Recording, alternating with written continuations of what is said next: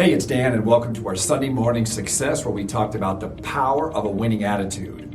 In this short video, I'm just going to recap the lesson on the power of a winning attitude. Maybe you can grab some tools and put them in your tool belt to help you raise your income and attract more business. So, attitude. I like to measure my attitude on a scale of 1 to 10. Now, why do I do that? Because what gets measured gets done. If you have no idea where your attitude is, how do you know where you need it to go? So 1 to 10. 10 is unbelievable, unstoppable, on fire. If you've been to any of my events, you realize that that's where I put that. People say, how you doing? I typically respond with, I'm on fire or I'm unbelievable.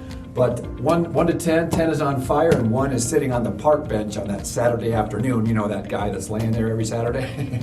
So what gets measured gets done. So it's important that you know where you are at any given time, especially if you're in sales. So for instance, even today, when I get a phone call in the car or I'm getting a phone call on the phone, I'm not sure who it is, I ask myself quickly on a scale of 0 to 10, where am I right now? Because you know where you are. And if I say to myself, I'm at a 7, I gotta pick it up to an 8 or 9, so I answer my phone, obviously, hey, this is Dan. So I come off strong and confident because people like to do business with people that make them feel good. I'm going to repeat that. People like to do business with people that make them feel good. I mean, of course, price is an issue, quality, of all those things are a factor in the sale. But all things relatively equal, you've got a rep with a sarcastic attitude and a rep with a winning attitude. Who are you going to give your business to? People like to be around people that make them feel good. So 1 to 10 scale, controlling your attitude. Why is that important? Especially if you're in sales or you're in a leadership position, CEO, VP of sales, whatever, it becomes your brand. Now, when I started my sales career, I started in the insurance business. I didn't know anything about commercial insurance. I was selling to companies, medium-sized companies, property, liability, workers' comp, business auto.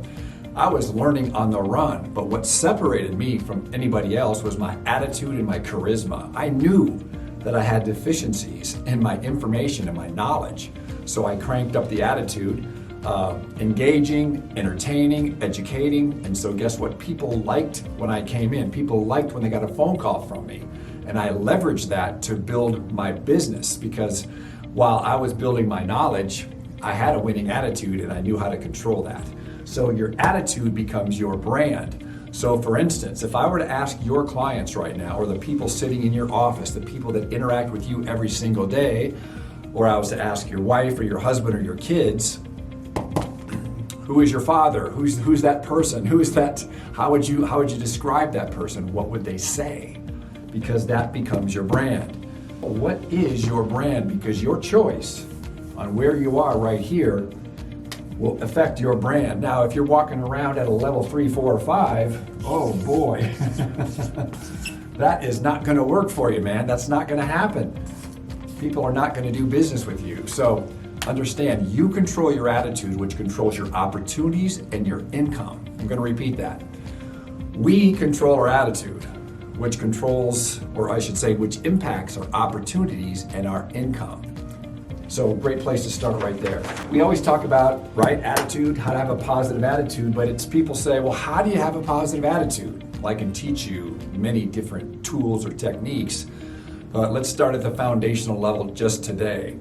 You cannot have a winning attitude with a negative mindset, right? You can't have a winning attitude with a negative mindset. You know those kind of people who, you know, the sky is falling, everything's not gonna work.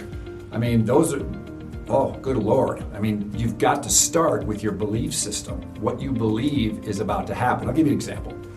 So a lot of people are always thinking that things aren't going to work for them, or I'm not going to make that sale, or our prices are too high, or whatever it is, right? Half the things that we believe right now aren't true. And half the things we worry about are never going to happen. So my point is, if you're going to believe something, why not make it positive? I'm going to repeat that. Half the things that you and I believe right now are not true. And half the things we worry about are never going to happen. So if you're going to believe something, why not make it positive? If I have a belief that says, everybody I talk to wants to buy, everybody I want to thinks I'm an amazing sales professional. If that's my belief, then if I have a belief that says everybody I talk to wants to buy, how would I walk into their office? Would I be down and depressed, or would I be upbeat and positive? Which one? Of course, I'd be upbeat and positive because my belief system says everybody that meets me wants to buy. Now, you and I both know that everybody that meets me is not going to buy. But because of my belief system, which causes me to take more action, which causes me to do more walk-ins, to make more phone calls, because I have the belief that everybody I talk to is going to buy, which causes me to go out and prospect. Guess what happens? I'm going to make more sales because I'm out making more phone calls, hitting LinkedIn, making more walk-ins, whatever my business model is. Whereas if you have a belief system that says, oh, well, I get some of them some of the time, or if our pricing's right, I'm going to make the sale. Or how about this one? Well, I'll probably make the sale, but it'll unwind when it goes through our processing department. Exactly. That stuff happens to people, and that's why people struggle. Your belief system, your foundation, your view of the world impacts your attitude. So if you're walking around with that level 2, 3, and 4, let's check on the foundation of your attitude, which is your belief system, what you believe about the world you're living in. So this is powerful, y'all. Half the things you believe aren't true. So if you're going to believe something, why not make it positive? Now, honestly, attitude's a little thing that makes a big difference.